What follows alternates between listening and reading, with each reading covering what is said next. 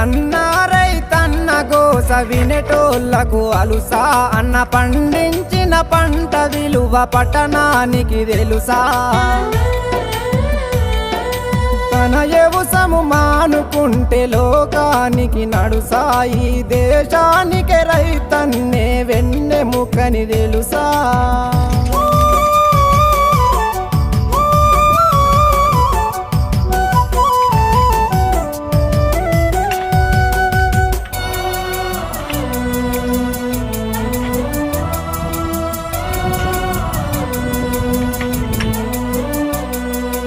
ఈడు భూమి పొతం చేసి కోడి మేకలెరువులేసి